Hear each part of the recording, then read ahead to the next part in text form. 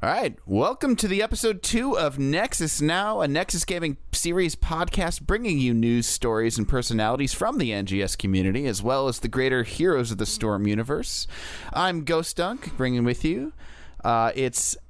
I've got Murda, I've got Professor Bobo here with us. Welcome, everybody, to episode 2. Thank you guys so much for listening, and I just want to point out that Nexus Now would not be here if it were not for the support of our patrons. So thank you to all of NGS's supporters, and if you would like to join our patrons, go to patreon.com/Nexus Gaming Series.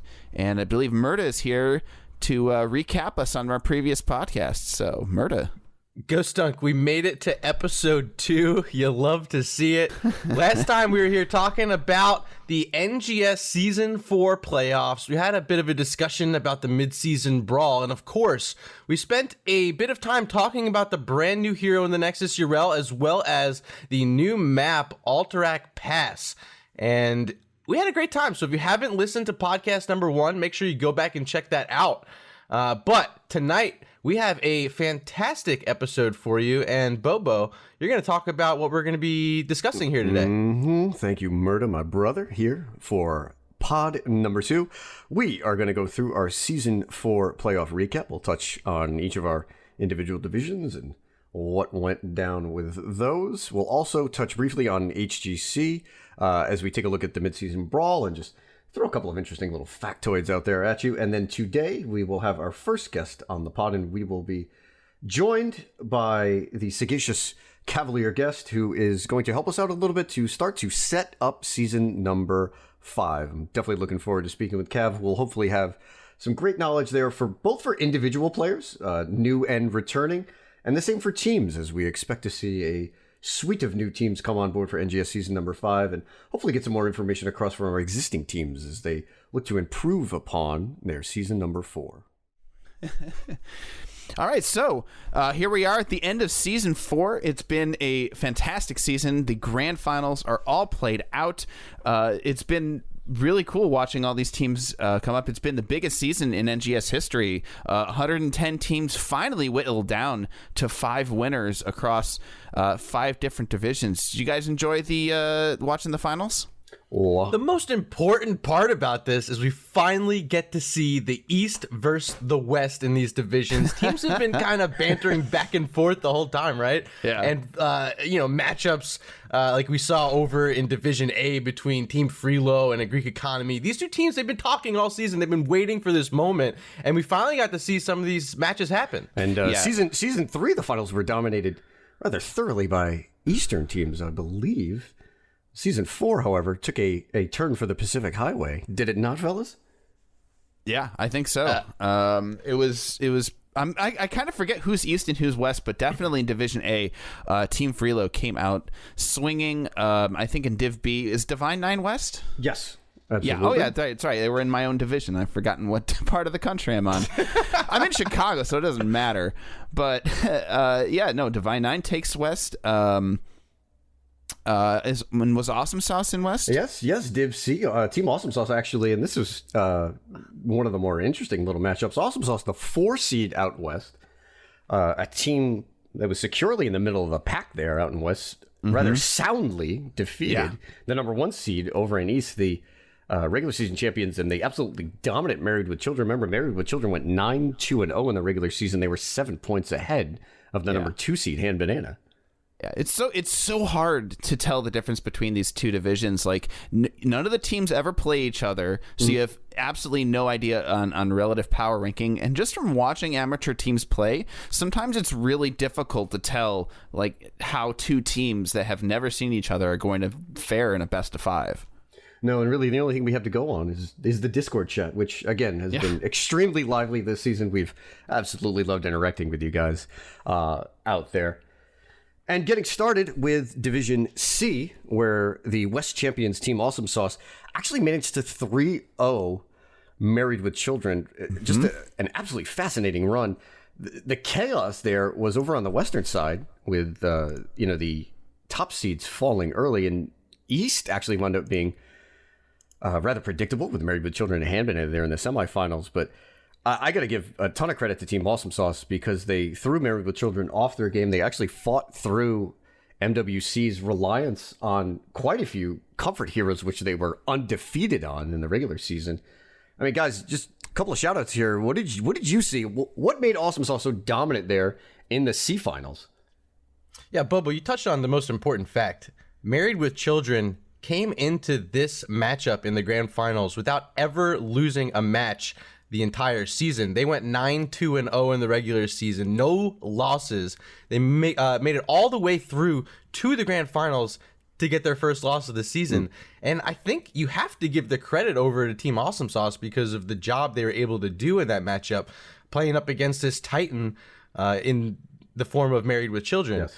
I think, like you mentioned, a lot of getting them off their comforts and making sure that they didn't let MWC get started with what they wanted to do in the match. And you can kind of tell if you watch it that they were just kind of off their game, Married with Children, that whole time. Oh, absolutely. And Married with Children played a lot of like Nazebo and Lucio, for instance, in the regular season, and that took a loss in the first match. And Awesome Sauce played a lot of different comps. They played aggressive. They played very well coordinated. They look like the kind of team that just hit their stride in the playoffs. So shout out to 7up Yours, who was fantastic on his flex rolls. We saw a little bit of Tracer, a little bit of Oriole thrown in there as well. But I do think that was maybe a little bit of the textbook example of how to go up against a dominant higher seed, and that's throw different things out there. Work on your synergies, which was clearly evident. What were the comfort heroes, by the way? I'm curious. So I was fortunate enough to cast a little bit of what MWC did in the regular season, but again, a lot of Lucio, a lot of Nazebo, and a lot of Thrall. So you're looking at a team in MWC which played very safe in the early game, and when they hit their power spikes, they just dominated teams in the regular season. They were the type of team that when the game got to 16, the map would be fairly even, and then within the course of one or two team fights, they were, obviously based on the regular season, just readily available or readily dispersing of their opponents. Yeah, I mean, that's a legit strategy in Heroes of the Storm. If you have a comp that can make it through to the late game, get to 16, if you create your comp correctly and you can survive without losing a keep, all of a sudden you hit 16 and then you just go in. Like, I do know, Gen G did that in HGC. They had a comp where they just AFK'd until 16 and then won the game. So it's awesome to see that coming out. In Div B, Divine 9. Oh, this is a match. Led by Jason, and this was... Well, it's got to be my favorite grand final because Murda, you and I got to do this, baby. A 3-2 win. D9 takes the win over the Upstarts and a surprise entrant in the grand finals, Heroes of the United States. All right, catch me real quick, Bobo. Anytime I get the opportunity to cast with you, it is the best day of the week. I got to tell you that. But not only was it best day of the week, it was probably best day of the season. It was grand finals. It was you guys Divine 9 up against Hodis, East versus West. It was awesome. You guys were rocking the sunglasses there in that cast. It was beautiful. We tried to bring. I was dressed up. Had to bring that Murda flair. I had the suit and tie on at the start. Bobo was wearing an ascot. And then it was until his AC not being on for so long got the best of him. He had to take it off. But, the action was so hot, baby. I was just sweating in my seat. Shout out to D9 and Hodis for bringing up my temperature. I love to see it. I got to say, it definitely a suit and tie and ascot definitely suits you two perfectly. That sort of sums up your relationship, I think. Just class, nothing but class. Let's talk about these teams though, because this might be the grand final to watch of the season. It went the full distance, 5 games, back and forth the whole time. Game 4. It was that Cho'Gall coming out from Hodis that really was the curveball thrown up against Divine 9 that, they were scrambling. They already had to deal with a Tracer earlier in game number 1 that they lost to. They were banning it out the entire matchup. Made it to game 4. Had to face a Cho'Gall, lost again, so now it's 2-2. And, you couldn't tell who was going to win that game number 5. It was very tense, but... it ended up being Divine 9 dominating 13-0 on kills on Brax's holdout to wrap up the series. Yeah, ran out of a little bit of steam there, but again, you do have to give them credit because Divine 9 was a team that was rather unshakable in the meta that they played, and they ran their comps and they ran them extremely well throughout the playoffs. It was very rare that they were challenged by anyone over on the B West side, and when they were, it was because teams were just able to throw them off their game by doing something differently. We saw it in the West Finals when they went up against Obscured, and Obscured played just an absolutely brilliant Samuro Cho'Gall combo that was just flawlessly executed. The Tracer comp in Game 1 by Hodis worked out, again, brilliantly, and they actually picked up a fantastic win in map number 4. And then Murda, we were kind of puzzled because for map number 5, Divine 9 played against Type. They actually picked a map, and then they broke out the double support comp on Braxis Holdout. Braxis was their map choice, right? Yes, yeah, that was why it threw us off, because Jason in interviews had talked about how they're never going to pick map. Just said, "No, we're good. We just want first pick." And it took till that last match for them to decide, hey, let's go where we want to go. This is for all the marbles. And it was Braxis. Braxis Holdout. I feel like Braxis Holdout might be a weak map for Heroes of the United States, just having played against them in scrims as well. And also the fact that they went with a Zarya Blaze comp. It was sort of an unorthodox comp for them, I think. Here in this last game, definitely a high risk, high reward kind of pick. It was, and again, in the end, Divine 9 led by Jason, but again, we just saw brilliant play throughout the playoffs from them. Judge Brand on support, Rabbit Penguin, the tank, drafter, and shot caller, for them as well. And then again, Phantoms on his flex rolls was just incredible. And then they don't forget they made a middle of the season pickup. One of my favorite co-casters, Siege, actually jumped out from behind the scenes and was their offlaner throughout the second half of the series and in the playoffs. Yeah, a Sonya specialist player. Oh yeah, we've never seen that before. Yeah, well, he won the grand finals on Lily, so maybe that's his next main. There you go. But yeah, and I want to touch point here. If you didn't get to watch the Division B Grand Finals, Jason made a fantastic highlight recap video. I think it's like 9 minutes long, just summarizing the whole Grand Final. It's really good. Check out his YouTube if you don't subscribe to him. I know Jason would appreciate a shout out on that. Right on. And in the Division A Finals, a coronation, if you will, a 3-0 victory for Team Freelo. And one of the more dominant teams across any division that we were able to see here in NGS. Ghost, Div A is your wheelhouse, man. Yeah. Again, what did you think about Freelo versus A Greek Economy here in the finals? Okay, so I made a big old article going into all the different various matches during the playoffs, and then I looked at the matchup. I got a bunch of really nice quotes from everybody, including a entire novel from Random Task from Average Joe's. But in the end, I decided that I thought it was going to be a closer game. I thought Freelo and A Greek Economy was going to go the whole distance. I thought it was going to go 3-2, with A Greek Economy making like 2 really close wins and then losing the next 3. But man, Freelo just 3-0'd A Greek Economy. Like, In looking at the rest of the playoffs with A Greek Economy, the games that they played, when they started losing, they dragged those games out to like level 23, 24 and won just through attrition. And then the rest of the games that they won, they sort of won convincingly early on. I mean, they went 2-1 every single playoff round. And in the end, I thought they were going to put up like a really strong fight. But Freelo, I will say they're looking super crisp right now. They're looking like a heroic division or Heroes Hype Amateur Series level team. Like, their rotations are crisp, their drafting is spot on, their communication and teamwork is they're just moving like a well-oiled machine, and you saw that in the grand finals. So what was the big difference between, specifically the West playoffs and then in the finals there? Like, what were teams doing out West? Was it maybe a case of those teams being familiar with Freelo? Or was Freelo maybe just coasting a little bit? Oh, Freelo 2-0'd every team, every round. Yeah, and this is a big point. Team Freelo played 30 maps the entire season. They won 27 of them. Yeah. Didn't have a loss in the regular season, only dropped 3 maps in total throughout the entire Season 4 NGS. Yeah, well, that being said, so did A Greek Economy, actually. They played 27 maps, and they only dropped Or not the last one, but they only dropped 3 maps before the grand finals, same as Frelo. The only difference is that Frelo did it in the regular season. They were an absolute juggernaut in the regular season. They, even some of the more hyped up matchups where, for instance, they were going up against Average Joe's. Everybody was watching that one pretty intently, and that just wound up being a stomp by A Greek. And again, in the end, Frelo, man, the 3-0 speaks volumes to what they were able to do as a team this season.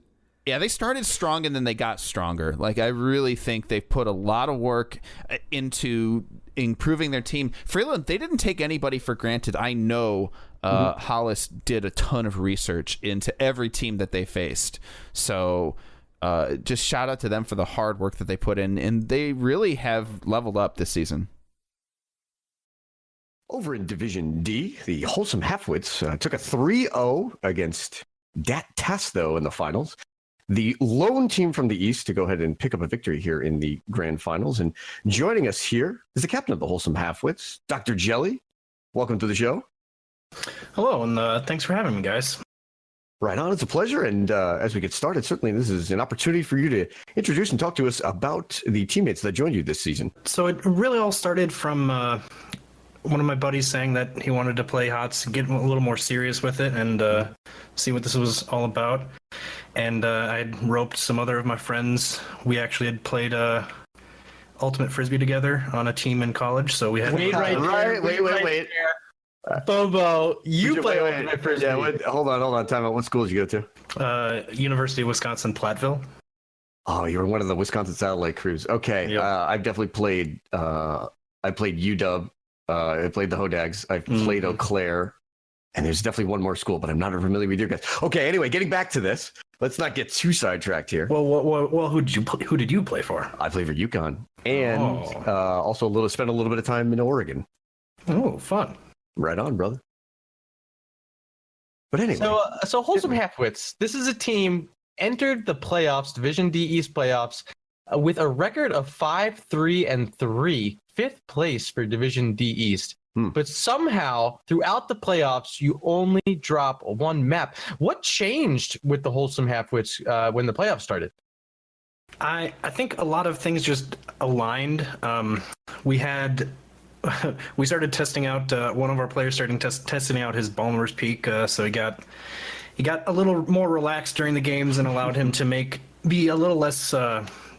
negative about his decisions and things. It would allow him to be a little more ballsy, and our shot calling fell in line as well, and we got a lot of maps and drafts that we were really comfortable with.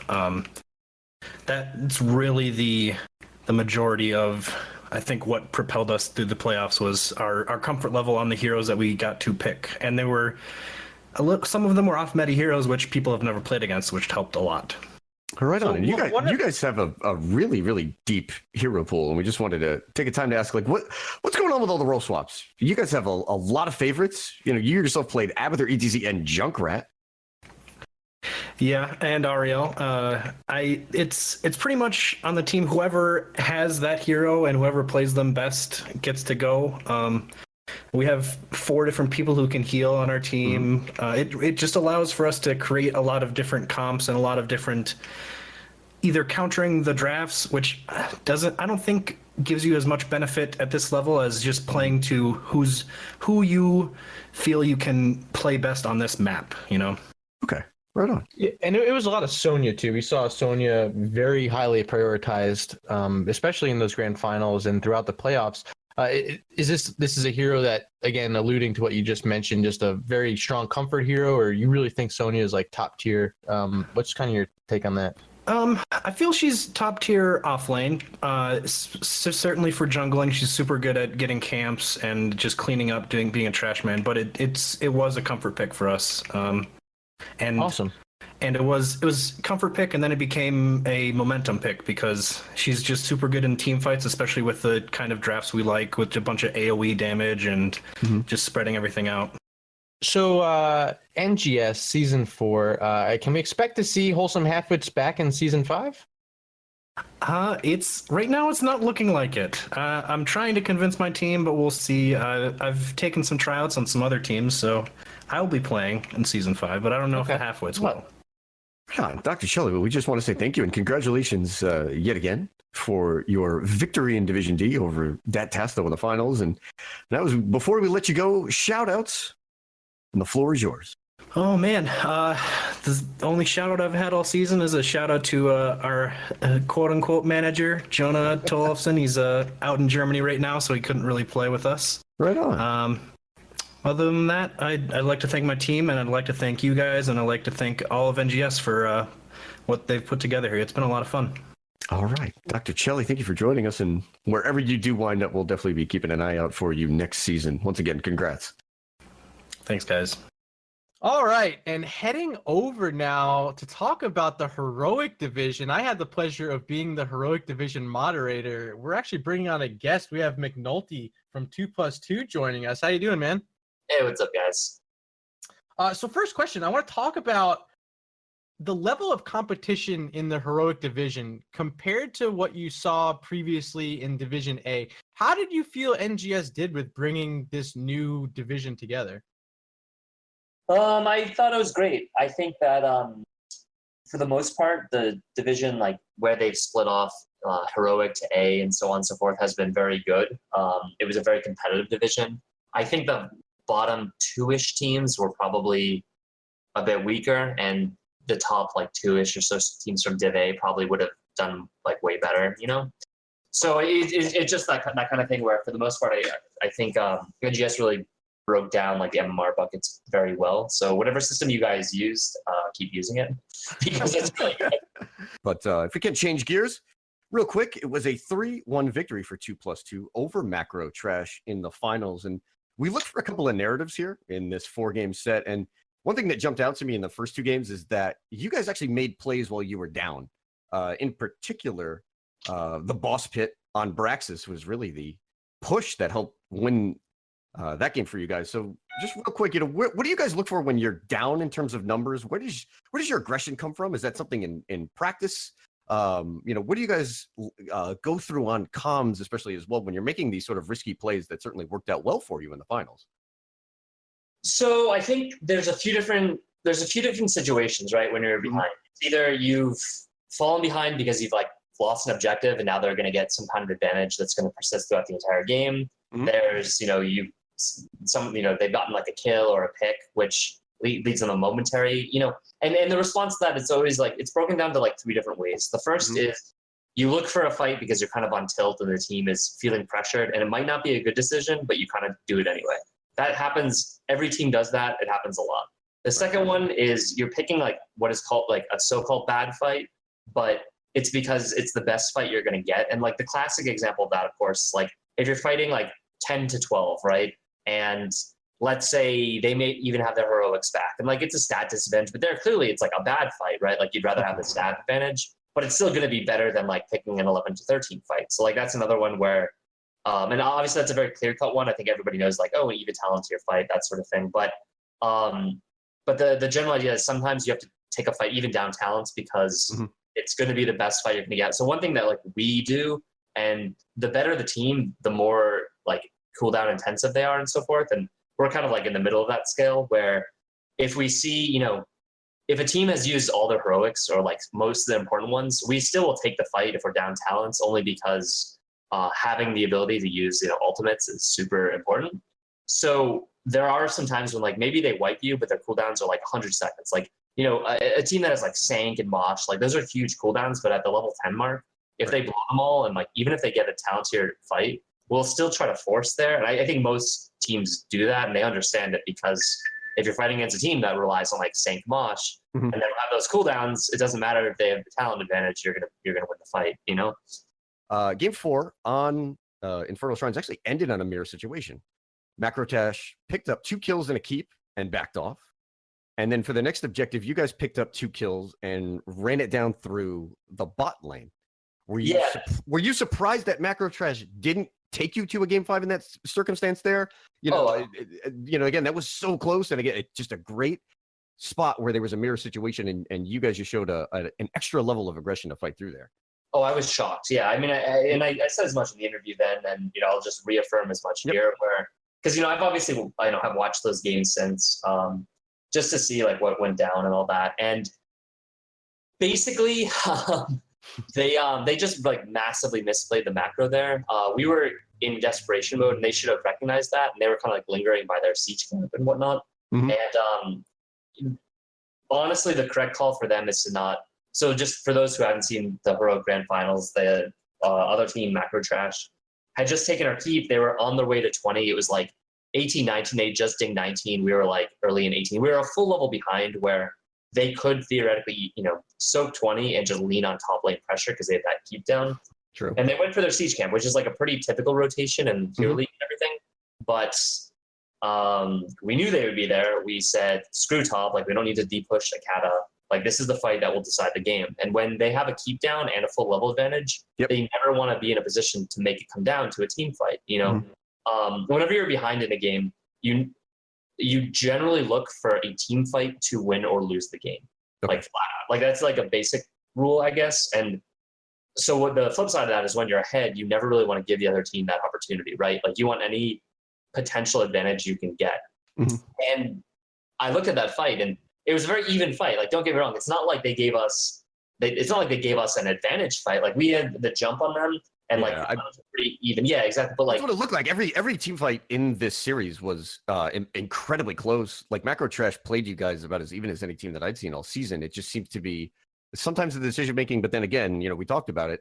You guys are never reticent to just force a fight, whether it's going to end the game one way or the other. And that's that's a lesson for teams that if they do go back and watch that series, you can take a look at, instead of just letting yourself get bled out. Sometimes just go for it, man. Like, you've got the spot, you got the cooldowns, and that's exactly what you guys did in that set. So McNulty, before we let you go, I want to give you an opportunity for some quick shout outs and let us know what's going on with 2+2 in the future here.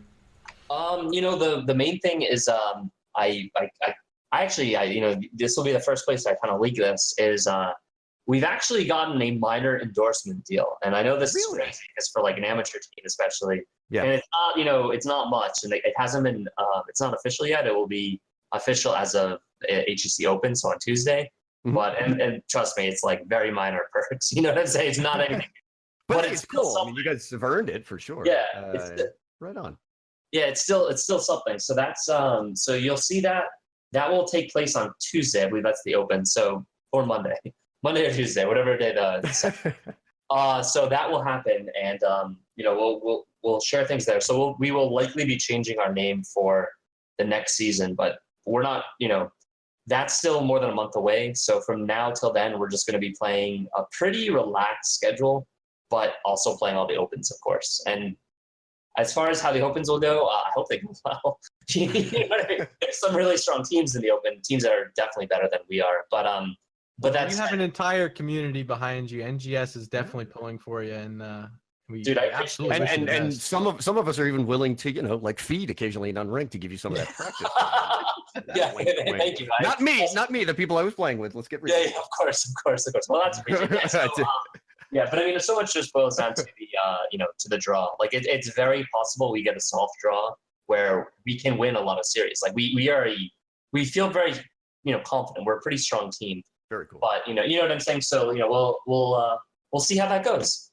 Excellent. And we do recommend, hey, NGS fam, if you guys are looking to keep an eye on some of our teams as they find themselves in certainly in different tournaments, whether it be Open Division or any of the other tournaments that'll be going on between seasons 4 and 5, just keep an eye out for them.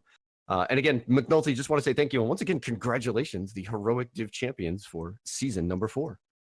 Thanks so much. I mean, I'm a big fan of NGS. I hope it continues to grow because I think it's very well run, and people get a lot out of it. And it's really the best way to play HOTS is with a team. Right. So thanks a lot, guys. Thanks for having me on the show. All right. Cheers. All right. Later, guys. So closing out just this past Monday was the HGC 2018 mid-season brawl, and I think the consensus amongst the pro scene fanship was that this was the greatest Heroes of the Storm tournament ever played. Oh, bar none. And absolutely right. I mean, we had so many fantastic matches. The grand finals, I don't even know if we want to touch on that right now, but it was the best grand finals you've ever seen. If you go back and watch it, the game number 6 between Dignitas and Gen G on Towers of Doom, that match, I'm thinking about it right now. I'm actually getting chills thinking about how insane that match ended up. Oh, it's absolutely nuts. It's a Towers of Doom game, and Towers of Doom, I think, probably one of the best esports events, I think, in esports world. Not just in Heroes of the Storm is a good map. Like, it's one of the best, like, esports, I don't know, arenas maybe is the best word to put it. It's just every time we see Towers of Doom come up in pro play, there's always some sort of wrinkle involved in the map, or the macro winds up playing out in some sort of special way that provides an opportunity for a great setting and for a great show. And I think MSB is just a perfect example of just how awesome that map can play out. I mean, that was just brilliantly played by Dig, but it was an incredible series too. I mean, they fought so hard coming back from the winner's advantage. Yeah, not to toot our own horn, but NGS though, if you were watching the playoffs, there was a game, Adults with Jobs versus Blasting Burrows on Towers of Doom, that I feel is equally as intense and it's the comeback exciting map. Yeah. It's the comeback map. Like, it's the Absolutely. one map where you could be looking up at the core score and you're like 24-8, 30-10. You still got a chance. You just got to kind of persevere. And again, that's what we definitely saw at MSB. And you just have to give a shout out to the production, because the production was amazing.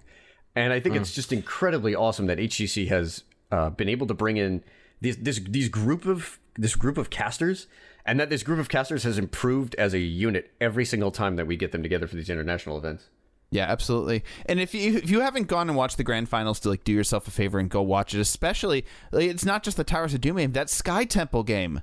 The Sky Temple, yep. The Genji. Oh my god. The ending was like, you literally were on the edge of your seat, and a fantastic match. I do want to touch, just kind of recapping the event as a whole, right? We talked last podcast about who we thought the best teams were. We mentioned Korea. These guys are insane. Tempest, Gen G, and Ballistics coming into the event.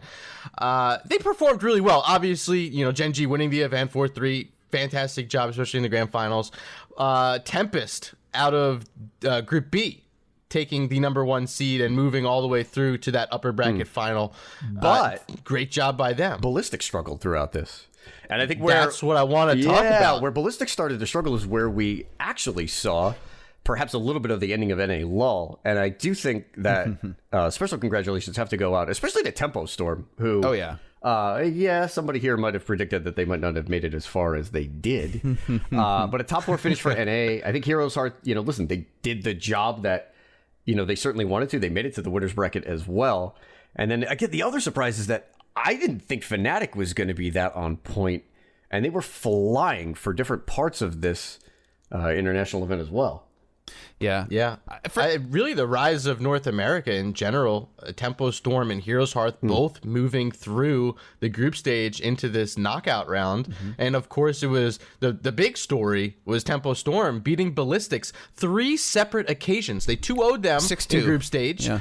Right? 6-2, yeah. Then they had to play them in the tiebreaker. They beat them in that tiebreaker, which that's another match. If you didn't watch it, go back and watch that tiebreaker. Yeah. Great match. And then they take the, I believe it was a reverse sweep in the lower bracket semifinals.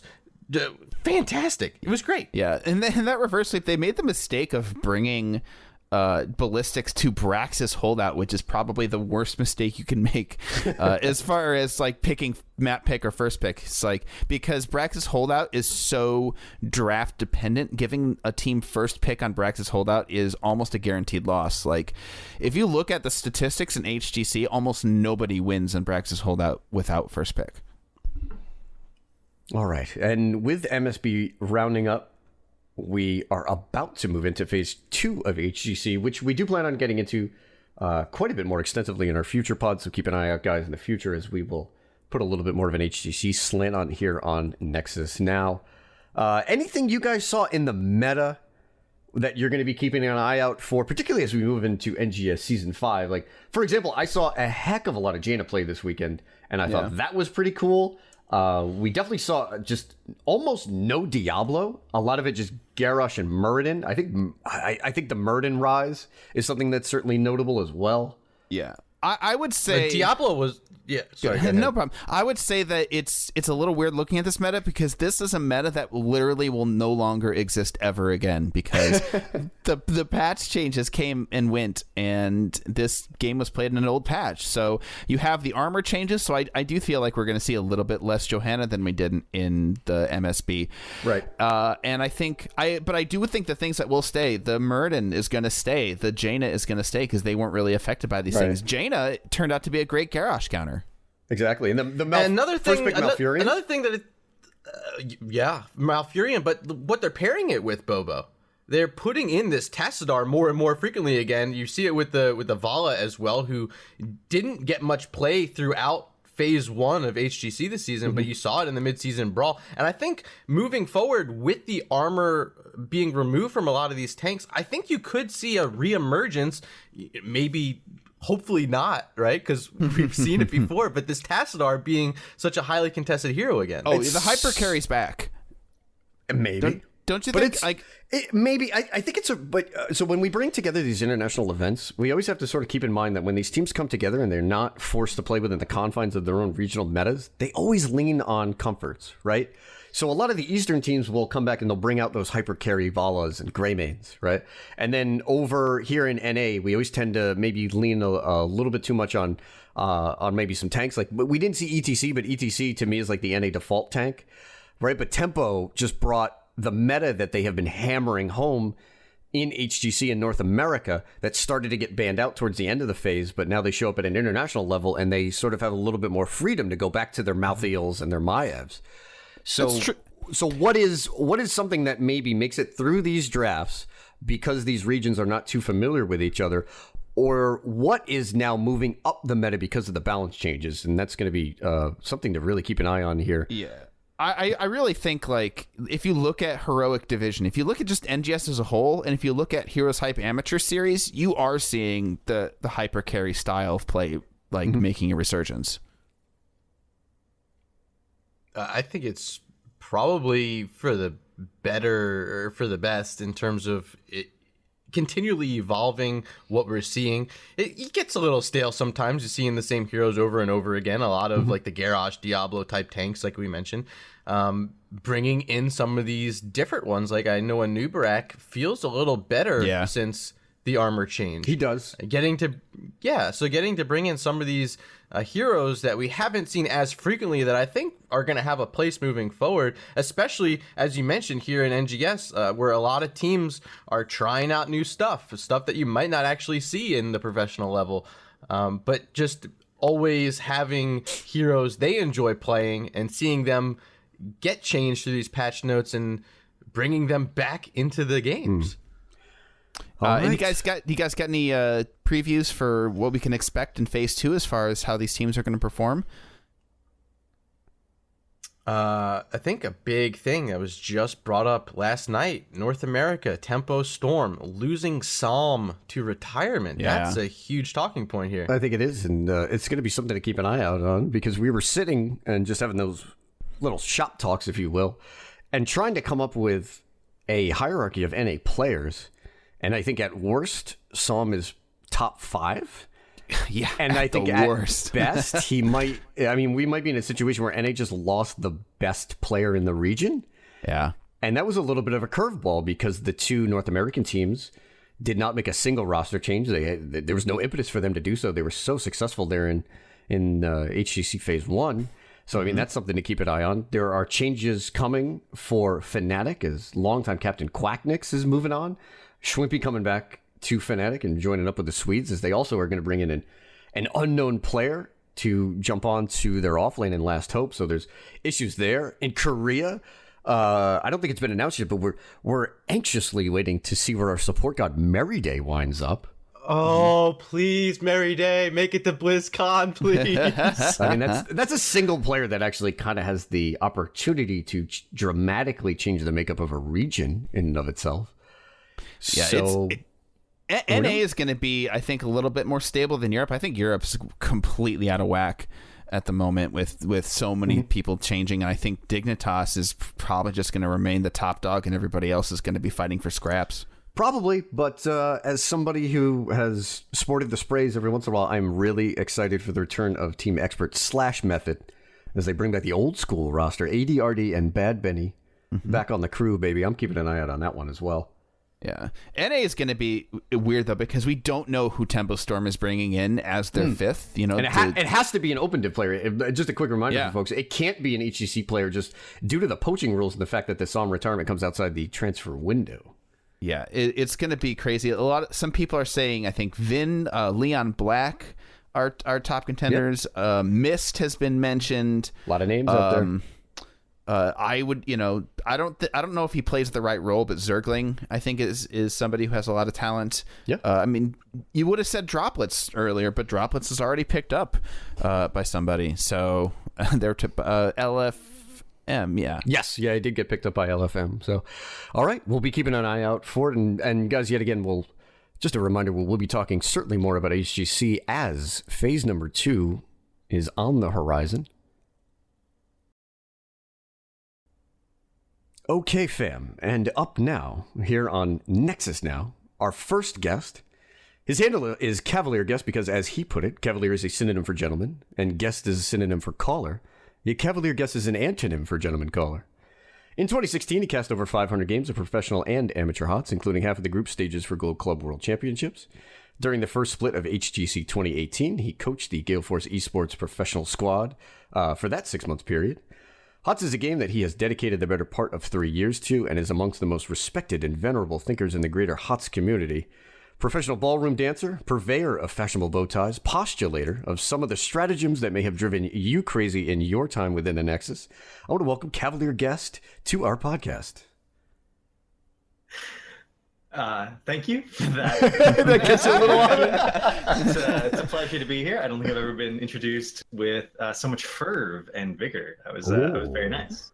Right on, Cav. Again, we greatly appreciate you jumping here on the pod. So first and foremost, what's going on? What is spinning the wheels in your life right now? Actually, there's not much going on exactly because Gale Force basically dissolved, right? Right. It just completely went away as an organization. It's not like they just dropped their HOTS team. And the writing had been on the wall for like a little while, but I don't really know what to do with myself now. I have a bunch of backlog content that I'm working on trying to get up, but it's been a little bit of a struggle, like motivation-wise, after everything happened. So, but outside of the kerfuffle, if you will, involving GFE as an org, this was the first time that you had coached an HGC team, unless I'm incorrect. Okay. And what did you think of, being involved, again, not just with a professional squad, which, listen, you're, well known and you have a contact and work with plenty of people, but just being a coach within the actual HGC structure? It was pretty amazing, to be honest. It was different because a lot of people, they watch HGC, they only see the weekends, they see the one game here and there. They're like, why isn't it? Then one of the big things people ask, like, why isn't this hero played? Well, the answer is usually like, we tried that hero in scrims and we didn't think it was very good. And you really need to focus your practice time and you need to focus like on your maps. And there was a lot more of that than I expected. Also, the emotional issues were more prevalent than I expected them to be. I feel like if you're a professional player, you treat this as a job and you really try to be focused 100% of the time. And it was really hard for a lot of the players. And I ended up talking to other HGC players, not just on GFE, but in the process of scrims. And you could visibly see that some players just weren't focused during certain scrim blocks and they couldn't like reset and get back. And so there was a lot going on with teams in general that I didn't really expect to be as big a problem as it was for pretty much everyone. Mm-hmm. And so there was a lot of that, and there was so much that I didn't expect, and it was a massive learning experience for me in terms of professional teams in general, and just coaching in general, because coaching is not an easy thing. I've been a coach in other arenas. As a professional ballroom dance teacher, I've coached professional dance teams. I've done choreo and drills and force people to like learn to do things in a really specific way because that's how you need to do it to get points from judges. Right. But it was very different. Coaching something as dynamic as Heroes of the Storm, because it's not like there's not a one right way to do thing in Heroes of the Storm. So it's a question of what's the team style, how do they want to play the game, and getting everyone on the same page, having that coordination was more difficult than I expected it to be. In fact, do you feel like the player level is just across majority of these teams? Is the actual ability levels of the player tight, and then maybe where the differences in these teams is on the back end, it is on team mentality? Because it sort of seems to be from what you were talking about, is that the biggest part of the where you can find success, it seems to be on the psychological side. It really is. So, and I have a really good example of this. Vin, who is a really good mechanical player, he was on an HCC Open team that did really well. Subbed for us for a couple of blocks because we had someone who was sick, and he performed exceptionally well, like amazingly. Like you would look at if you just had that replay and you looked at that game, you'd be like, oh yeah, Vin's a pro player. He's not. So in terms of mechanics, there's a lot of players out there that are good, and like every pro player, some of them have better mechanics than others, but like they're all at a certain minimum level. But it's not enough to just be good at mechanics. It's just not. The things that certain players bring to a team in terms of drafting or shot calling or never giving up. This is actually something that Dredd mentioned partway through MSB, which I was ecstatic to hear. There was a team that was losing, and he was like, I feel like they're not talking right now because they're losing, and that's causing them to lose more. And that's actually a real thing that happens, where if you start losing a game, people just suddenly get quieter and quieter and quieter and stop talking. Yeah. Oh, we've all been there. You'll never come back in a game if you're not talking and planning with your team on how you're going to come back. Good teams always talk. It doesn't matter if they're losing or if they're winning. Their level of talking does not vary. And it was very difficult for certain players to talk when we were losing, but it was very easy to get other players to talk when we were losing. I think this is a great segue too into thinking about, you see these mistakes at the pro level in terms of the communication aspect. How do you feel that relates down to the amateur level of play, especially teams that we see here in NGS? Like, do you feel like it's really the team dynamic, or like what's your kind of take on that? I think from coaching amateur teams and from doing like replay review, and even at this point, I've sat in on a couple of scrim sessions for amateur teams because I wanted to listen to comms. I actually think that every mistake that happens at the pro level is a mistake that happens at the amateur level, and there's really no difference. The difference is in the overall mechanical exexecution, because right. I mean, you can't. Amateur players are just not as good as pro. But in terms of like the communication and comms, like it's slower. It's a little bit worse across the board. Like there's differences, but in terms of the mistakes, I feel like they're exactly the same. Okay. There's really no difference. And so, and that makes it more intimidating, I think, for amateur players to hear that, because they're like, oh man, pros can't master this? How are we supposed to recognize? But in some ways it's more liberating, because it means that if you get good at these things that aren't mechanics, which is normally the thing that people are really afraid of, they're like, oh man, how do I improve my mechanics? You can actually be a considerably better player in a coordinated environment. It won't necessarily help you in environments like Hero League, but in a coordinated environment, getting better comms and communicating better and outlining a plan is really gonna help you a lot. Yeah, it actually brings me to one of my questions here. Like, what are good comms? What does that mean? That's a really good question. So one of the things that people will try is they'll be like, okay, just talk about everything all the time and learn to crosstalk, and it can be difficult. One of the things that an amateur team coaching said to me when they listened to Team Freedom's recent Team Freedom versus Octalis' recent public scrim block. They had a public scrim block, and they were like, oh wow. And the biggest thing they noticed was everyone was talking all the time, and everyone was actually hearing what other people were saying and adjusting their play based on what they were hearing. Okay. So it wasn't just, oh, they're talking all the time. It's the things that are being said are actually changing the information. Like that information is actually being utilized to change our play. Whereas amateur teams will have this problem where they'll try the talking all the time part, and like they'll be, yeah, I'm communicating all this great information, and then nothing actually changes about anyone's play. It's exactly the same as if they hadn't been talking at all. So it's like you need to learn to talk, but you have to process. You have to be able to process that. You have to process that information. Yeah. You have to learn to listen. Yeah. Going back to like just shot calling and everything like that, I know what people usually say is, if a shot caller makes a decision, everybody should follow it, and if that's the final decision, you follow it, and then make sure that you follow the make sure like you go over it afterwards to figure out if it was the right call. Replay review is obviously very important for every team, but my question is, like, what sort of ratio should a team have to like playing games and then reviewing those games, and how do you review a game? That's a really good question. Yeah. So I think at a minimum, you should probably review every single loss. You're going to learn more from your losses than you do from your wins. Agree. I love that point. Yeah. A lot of teams I've played on have always, like, whenever we got bodied, they've just looked at it as a great opportunity to figure out why and what to do differently. And it is. You learn more from losing than you do from winning. That's sort of like a fundamental truth about life, unfortunately. It's why, teams that are just below the top teams keep catching up to the top team, because the top team's not learning as much from their wins as the enemy, as the slightly worse team is learning from losing to them constantly. That's why you have this constant growth in every competitive scene in all of history. Mm-hmm.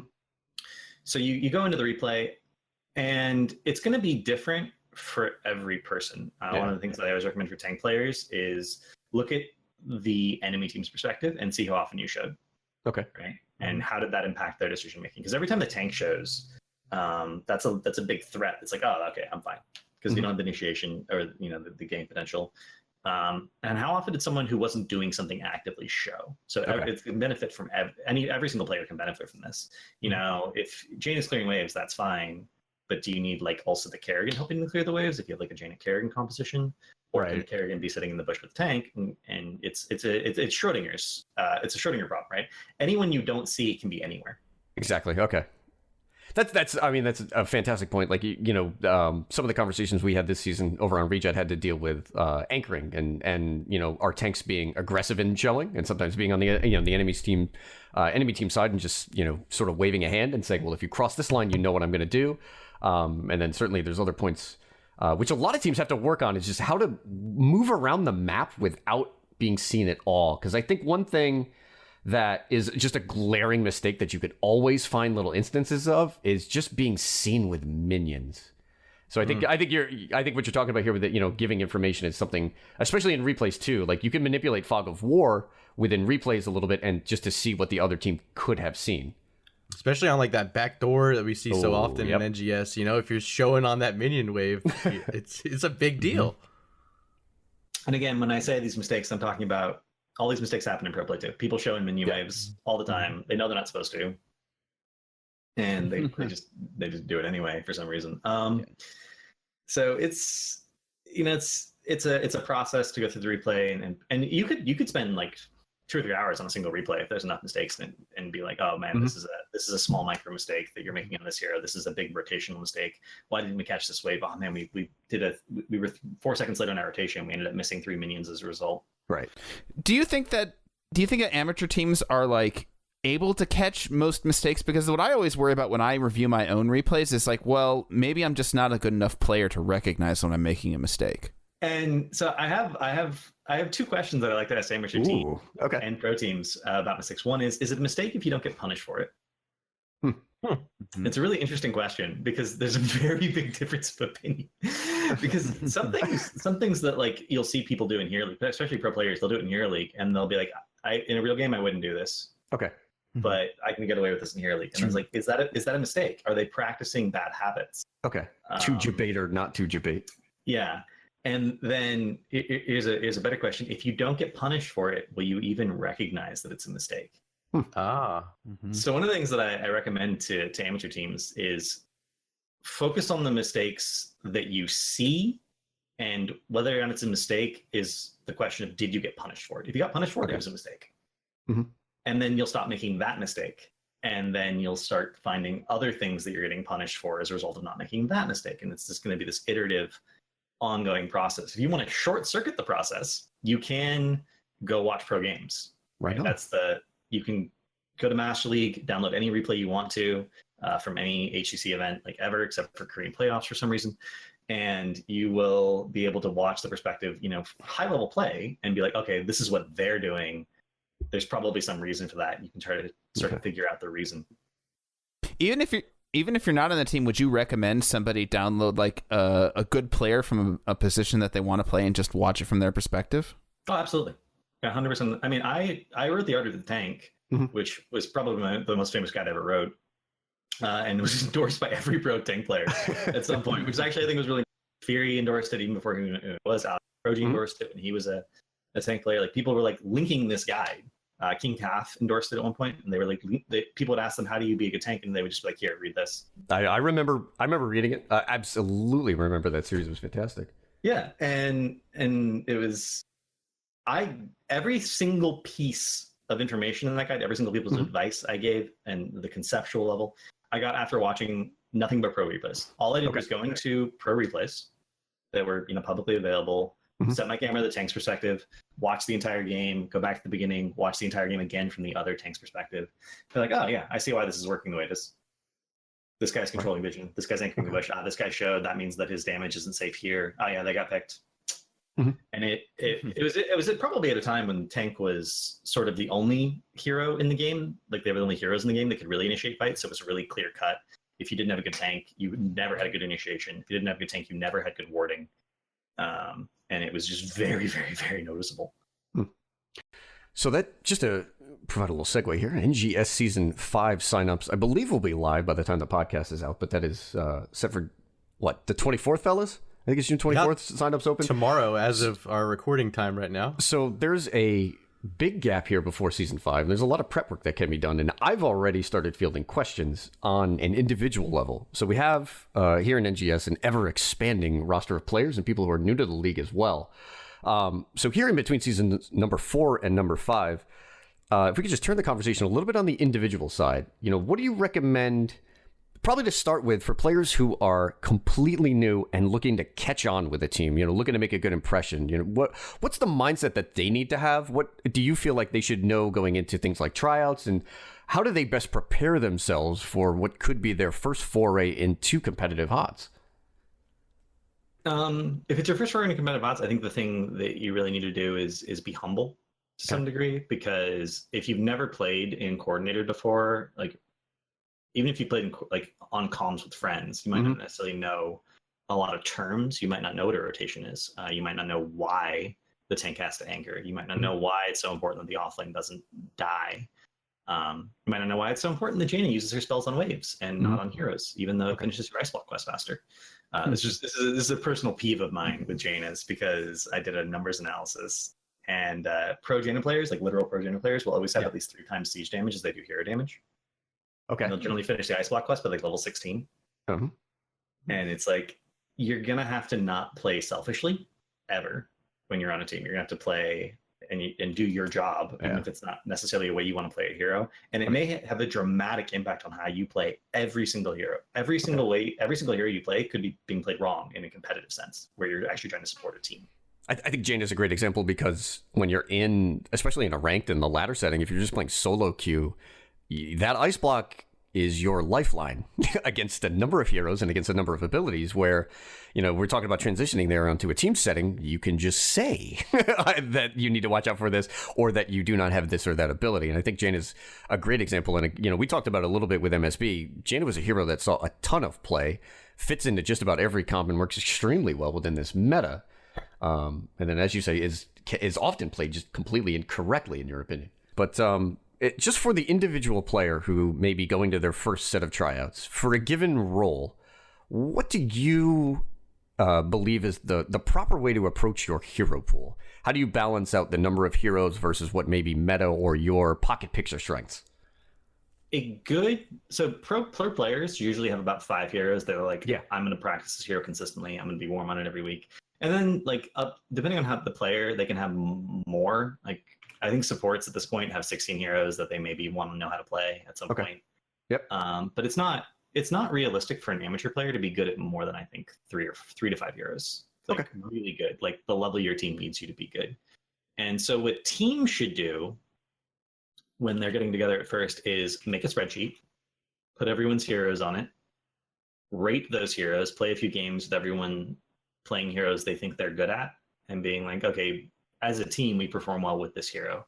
And then just start, and then have a list of those 5 heroes that everyone on the team plays, and start building drafts, building comps around those ideas. Okay. It's like, okay, if we want to do this, we need to ban this, this, and this, and don't like build your own meta, right? And so even if those heroes are out of meta, if your team is good at playing them and you understand how they work, the fact that you understand how they work and the enemy team might not because they are out of meta can be an advantage in and of itself. And I think people get very obsessed with following the meta and doing what the pros are doing. But if you're not good at those heroes, for an amateur player, it's a significant time investment to learn how to play a hero. You need to play 50, 60 games. That's a lot of hours on doing that. And it may or may not actually like help your team. I think that that brings a quick shout out to the large amounts of Valera we saw in the Heroic Div playoffs. Not something in the meta, but anyway, Murdy, you definitely had a question. Just yeah, so like you see that players are trying to bring in their own, call them pocket picks or whatever type heroes they want to play. How do you, if you're a member of your team and you feel maybe one of your teammates needs a little extra work on a hero, do you think it's best to just like, you know, nail it home with them and be like, hey bro, you got to work on your false dead, you got to stop barrel rolling forward and dying like that? Or like how do you think team members should interact with each other in kind of calling each other out on their shortcomings? It's a really interesting question, because I think the first thing you need to do when you start a team is establish what kind of team you're going to be. And then everything else after that gets a lot easier. So if you're like, we're going to try hard, we really want to do the best we can with maybe the limited practice time that we have available. And we want to, you know, consistently improve. And you're never going to consistently improve if you can't take feedback. Right. So if you're going to be a serious team, the first thing you have to agree on is like your team is a safe space. Everyone's going to be able to give feedback, and everyone who gets feedback is going to be like okay with it. They're going to listen and try to understand, and not be like, "No, you're wrong. You're an asshole for saying that I shouldn't feed." You just can't do that. This can't be the attitude that you have. And this is a real issue on pro teams too, because people will be sensitive after a loss, and you know, be reluctant. And that's one of the best things that coaching does for a team, is it puts that burden on someone else to point out the mistake and not on the team, so the team can be like united against the coach. There's the common enemy, because he's criticizing all of you all the time. Maybe pulling from real life examples here. But it really needs to be, and if you're just playing for fun and you're not actually trying to improve as a team, then we have a lot of those teams, and sometimes, by the way, they do a lot better than expected. But at that point, feedback like isn't relevant, right? Because you give someone this feedback of I would need you to improve on your false set, and like I had fun that game. So as far as I'm concerned, my goal was met. It doesn't matter if I won or lost. Speaking of like fun teams, like I do have a question. Like having gone through a whole bunch of coordinated teams, but that, you know, sort of at a lower level, what'll happen is people will be like, oh, let's get together, let's make a team, let's have, you know, some fun, and it'll be like you look at their top like 5 or 6 heroes, and it's always like Nova, Murky, Sonya, Muradin, Vala, and Brightwing. And it's like, well, it's always Brightwing. It's like well, what? How do you dole out role assignments, or do you just you know, decide to have fun and say, I'm just gonna do this season? All right, so there's 2 ways you can do this, and it really depends on what kind of team you're going to be. One is you have fixed roles, and that person's simply not going to be able to play 3 out of their 5 heroes. They're going to play Murky and Sonya in the offlane. That's their role for that specific example. I hear Murky and Sonya, I'm like, those 2 heroes are offlaners. They're the only 2 heroes that have anything in common in terms of role. That guy's your offlane. Okay. And maybe you can be like, if you wanted to learn Blaze, if you wanted to learn Dahaka, we would start drafting those heroes for you. And maybe they're really sad because they think of themselves as a Brightwing main, and they're like, this isn't fun. But on a tryhard team, you've already established we're going to try hard, and that means having fixed roles, because fixed roles allow for better practice for everyone. And you know, this is important for pro teams. It's even more important for amateur teams because you have less hours to practice, so every practice hour matters a lot more. And having fixed roles is like really, really important. Other answer is we're going to have a hero pool spreadsheet that accounts for heroes and not for specific roles. And we're going to think of comps, and we're going to constantly be swapping roles around so everyone can play their fun heroes. I've actually never thought of it that way. No, I really haven't. Like, we've always been, every team I played on, expansive on the spreadsheets. But I've actually never just thought about it, well, let's build a comp and then slide guys in where they can fit. You build the comp, and you can have, like, flex picks. Like, let's say you want to have Dahaka on Dragonshire, but you're okay with running either a late game macro comp or a pick style comp where Dahaka burrows in for the invades. In either one of those comps, you could probably run Jaina. So maybe you're like, you pick Dahaka first, and then you 2-3 the Jaina, and then you're like, oh, but we can run Johanna, Anubrak, ETC, Garrosh, or Tyrael for one of these two comps. So you have a lot of flex in the tank position, and you have a lot of flex in maybe the support position. So you prioritize the picks that you need for the comp to work early in your draft, and then you pick the things that are flexible later on based on your hero pools and what kind of comp you're running. So we've had a lot of great discussion from, CavalierGuest, the coach, the dominant force of being an analyst for all of us here, Heroes of the Storm fans. I want to kind of transition, bring a bit of the Nexus schoolhouse to this discussion, if I may. Brand new map, Alterac Pass.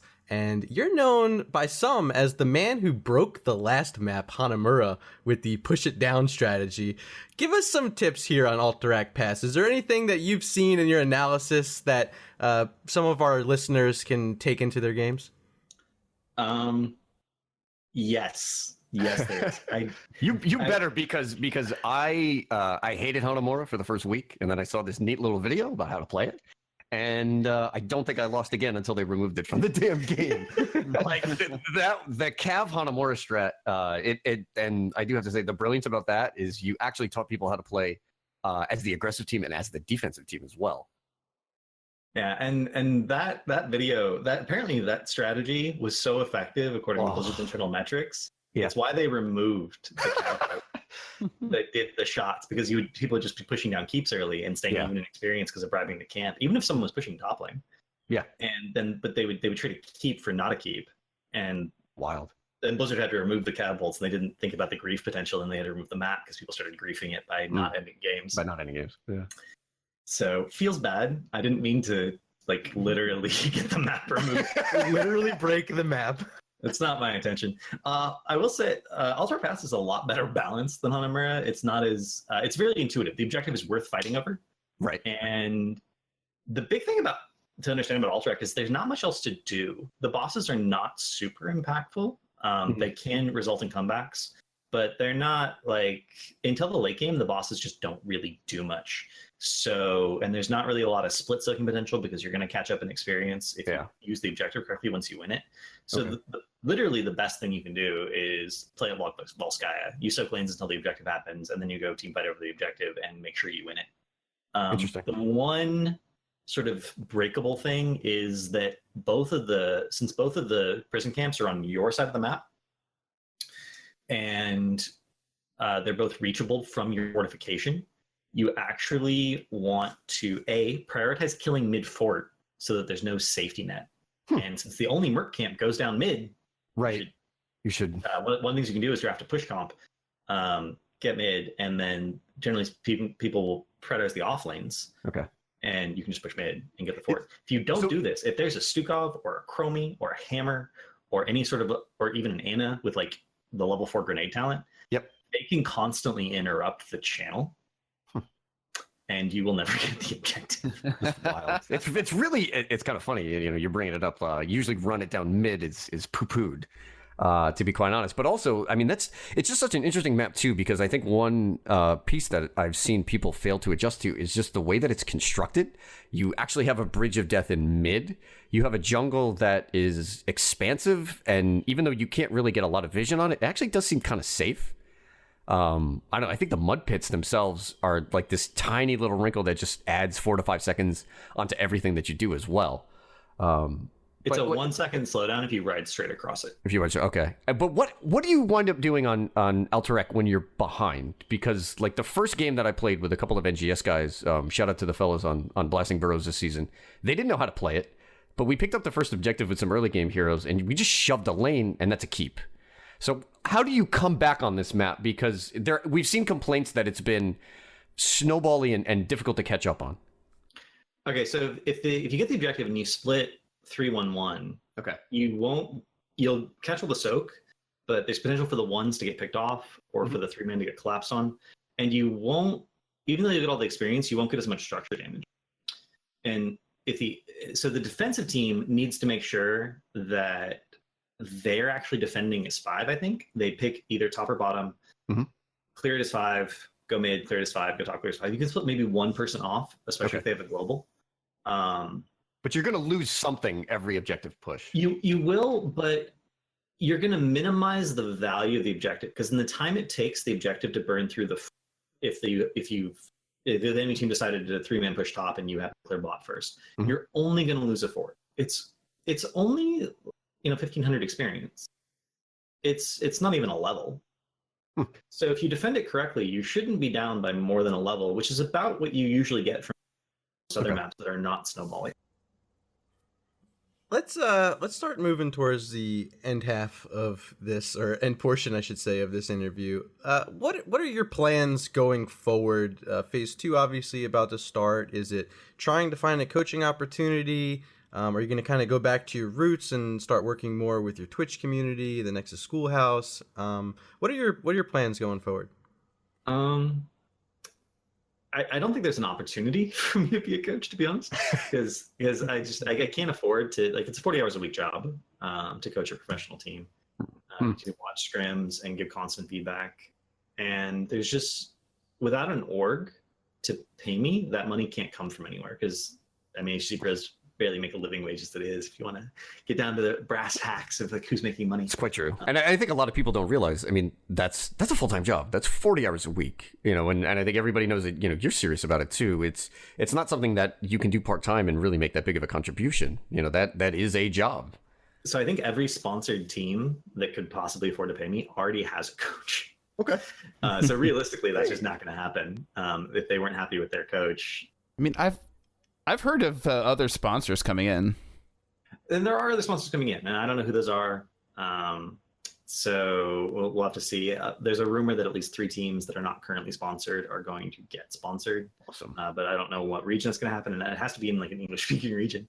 I can't. Unless I like coach a Korean team, it's not realistic. Or a Chinese team even, because it's possible maybe Chinese orgs are seeing the stability of HCC and are starting to get back in. So I don't know what regions those are coming from. Okay. And I wish I did. But I would be interested in coaching an HCC team. If one wanted to pick me up, I could adjust my sleep schedule to coach an EU team. I'd be perfectly fine with that. Mm-hmm. But realistically, since the split's already started and no one's reached out, I don't think that's going to happen unless something like remarkably different happens. Mm-hmm. Do you think we're going to see the return of CavalierGuest the caster this next phase? Ooh. Spicy. I've never actually cast an NGS game, so I've looked into it, and I'm like, we'll take your application and put it under consideration. We'll consider it. We'll think about it. You haven't casted one before, so that's right. I could be some scrub. You have no idea. I'm going to maintain the quality, the standard that NGS expects. But maybe, I don't know what I'm doing. Okay. Is what it comes down to. I'm not 100% certain what I'm doing if I'm going to continue to stream, because this has been a hobby for me for like 3 years, and getting into professional coaching was the first time it's like, oh yeah, this is something I could actually make money. Not a lot of money, but like some amount of money doing. And with that gone, am I going to stick around in HOTS? Am I going to go back to casting? Am I going to do more educational content? Mm-hmm. But all right, again, we'll see how that one winds up playing out. Cav, I just want to thank you for showing up today. I want to thank you for providing the knowledge that you have showered us with, if you will. And I really do hope that this winds up trickling down into our teams here in NGS, both the new teams that are yet to come on board and the teams that are already established here and maybe looking to take a bump up here. And again, listen, we 100% hope to see you here in NGS. You are more than welcome in any way that you wish to contribute, and we'd absolutely love to hear from you in the future. Also, let's give you a chance to shout out. Like, you got any plugs? Like, I know you probably want to say something about Nexus Schoolhouse, like anything that you may be coming. When are you streaming? That sort of thing. I don't have a fixed stream schedule at the moment because of another project that I'm working. It's a secret project. It's not. It's a secret at the moment. Okay. But it's just like inconsistently scheduled, so it's a little bit frustrating. But I do stream at CavalierGuest. I'm going to get back to doing what I call the Going Alone series, which is all about offlaning and 1v1 matchups. I have a lot of material from MSB to work with, including Hammer versus the World, at least until 10. There's so many people that want to hear about Hammer. Oh my god. There's gonna be a show. I'm gonna do. There were some unusual talent picks at MSB, so I want to do a show specifically on talent picks, including Sword of Justice at level 13 on Tyrael. Interesting. Okay. The range town at level 4 on Hansa, whose name's escaping me at the moment. So not explosive Ignore arrow. all distractions. Yeah. Yeah, ignore all distractions. Thank you very much. There was a lot of requests for like, why do people pick these talents? And I feel like there was enough. Why do people pick these talents to like do an entire show on it? And I'll be doing that. I do sub replay reviews usually on Thursdays. I haven't doing them for a while, though. I'll try to get back to doing them next week. It's just been very busy for me in real life. Excellent. But I do a lot of educational content, and if you want to ever hang out on my Discord, it's called the Nexus Schoolhouse. I can find the link on my Twitch channel, and there's people in there constantly talking about the game. There's top amateur players there. There's pro players that lurk there, and I know that because they'll mention things to me that I typed on the Nexus Schoolhouse Discord. It's kind of interesting, even though they don't talk, they are hanging out. Yeah, and it's just a really good community if you really want to get the competitive side of Heroes of the Storm and start talking about teams and strategies and stuff like that. Interesting. All right. Well, once again, we want to thank you for being the first guest here, and hopefully we can get you back in the future. Again, you're more than welcome. We'd absolutely love to have you in any way, shape, or form here in NGS. You have so much to teach. And you've been a great resource going forward. I mean, you're one of actually the first few people that helped me pull myself out of the silver mire, if you will. I actually have somebody got in contact with me recently. He started out in bronze and started watching my stream like nearly 2 years ago, and he messaged me that day and he was like, I just want to thank you for all your content I've done. I managed to main tank all the way up to masters because of your advice. There it is. Div D teams. If you're looking to break into heroic division and knock McNulty and the boys off of that throne, this is the guy you need to listen to. All right, so that will wrap it up for our interview segment there. Once again, we want to thank CavGuest for joining us, and look forward, guys, to the next set of podcasts. We have a great slew of guest setups. Cersei has been doing a fantastic job, and we definitely look forward to speaking with more HOTS luminaries, such as CavalierGuest, here in the future on Nexus Now. All right, and that's going to wrap it up here for the second pod here with Nexus Now. Before we go, I want to talk a bit about the NGS important dates coming up. So on June 24th, which should already have passed by the time you're listening to this, the registration is open for Season 5. So if you want to participate in Nexus Gaming Series, be sure you head over to nexusgamingseries.com. Get your team in there. If you don't have a team quite yet, head over to our Discord. Plenty of teams are posting that they want some free agents to come in for some tryouts. If you are one of those free agents, make sure you have your post in the free agent channel. We will see those registration signups close on July 22nd, so you're going to have a month to get going on that. And of course, Season 5 will kick off the first week of August. August 6th is our start date, so be excited. But here in the off season, there's a lot of exciting things about to happen, and recently announced was the TAW Open, and I want to hand it over to Ghost Dunk to give you a bit more information on that. You've got it, Murda. We're going to be talking about... Okay, I don't know why I'm doing that voice. Got a case of the Bobos there. Here he goes, Donkey. Yeah. Well, now that you mention it, Murda. No, TAW is actually an awesome site. I actually did some research on them. They're a really cool gaming community. They've been going since like 2001, and their whole thing is like they've got like a paramilitary structure or something like that to organize all their gameplay. But here's the ad copy. The Art of Warfare is a gaming community present in over 40 different games, and they will be collaborating with the Nexus Gaming Series to host their second HOTS tournament, the TAW Open. The TAW Open is a round of 32 single elimination bracket. Games will be best of one until the semifinals, which are best of three. These matches will be streamed through both the TAW TV and NGS channels, which you can find at twitch.tv/TAWTV, that's all letters, and twitch.tv/Nexus Gaming Series, respectively. The TAW Open will take place over the weekend of July 14th and 15th. Match assignments and scheduled round times are set in advance, though, so make sure that all your player schedules are open if you want to compete. Right now, the tournament is exclusive to NGS and TAW teams, and registration is based on a first-come, first-served basis.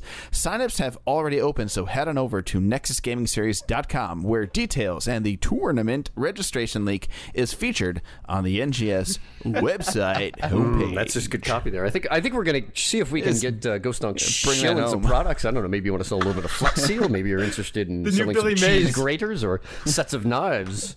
Oh, baby, I love it. Do your wrists hurt after too many scrims? Oh my God! All right, folks. So just a little bit of a teaser here. Nexus Now will be looking to keep our podcast schedule fairly regimented. We'll try to get you guys a pod every 2 weeks or so. So for podcasts number 3 and 4, which we anticipate will come out before season 5 of NGS starts, we're going to try to get you guys some more resources heading into season number 5.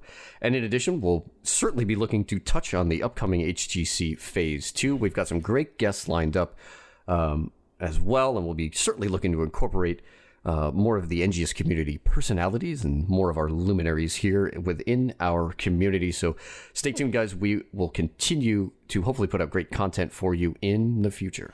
And if you want to be a supporter of NGS, which is the most important thing you can do for this league, head on over to patreon.com/Nexus Gaming Series and become a patron. We are doing the show for you. You guys are the reason we are here, and we can't thank you enough for being a patron of our league. And on behalf of the entire admin and moderator staff and all the casters and writers that are part of this great community, a huge thank you to all you patrons. I want to give a quick farewell statement for myself. I am Murda, a moderator here for NGS. I am having a great time hanging out with Bobo and Ghost Dunk, as well as our love you, BB. As well as our great editor Jackster and our admin Cersei, who help us put this show together. So if you're interacting with us or any of us, just say hey. We're normal people too, and we love to be doing this for you. If you want to find me, twitch.tv/MurdaRG, twitter.com/MurdaRG, at me, BB.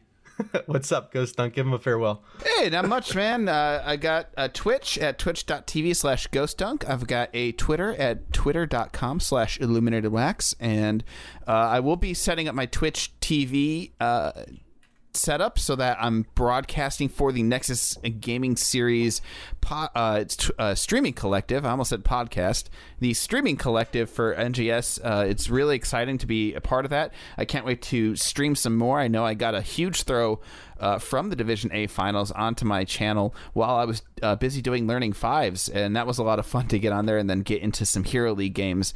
So I'm looking forward to that. And I was a big shout out to my team and big shout out to NGS staff who have been working like crazy. Right on. And I am your host, Professor Bobo. You can find me at twitch.tv/prof_Bobo. I apparently have a Twitter. It's at ProfessorBobo1. That's a thing that I do on the occasion. I am going to be looking forward to season number 5 for NGS, where I will resume my caster duties. But in addition, all 3 of us can be found, hopefully, chipping in with Heroes Hype on the Open Division and the Amateur Series side. So you guys can catch us there. As always, we'll let you know. Just throw us a quick follow on Twitch. We'll keep you up to date with all the events and how to track us down. And I think that does it for podcast episode number 2 here on Nexus Now. Once again, I just always want to extend my thanks to both the admin team for putting us in a position to provide this content for you guys and our Patreons as well. Again, we're looking for that 2-week schedule, baby. So hopefully we'll be back at it real soon. Ghost? Yeah. I have a real quick shout out to Smithel. We remember you and we love you. Our dear and fluffy lord. Yeah, and our love for you is like a kiss from a rose on the gray. Oh my man. Gosh, that's great. It's going to be in my head for the rest of the afternoon. Thanks, Ghost. I appreciate it. Murda, anything else? You want to throw us another pop culture reference out there that's going to burn into my head for the rest of the afternoon? Dude, I can't top that. Like, you throw Seal at me, I'm done. Done. You just killed it. All right, guys. Like I said, we'll be looking to get back to you guys in 2 weeks. As always, provide us the feedback. Let us know what you think. Much appreciated. And Nexus Now will be back soon.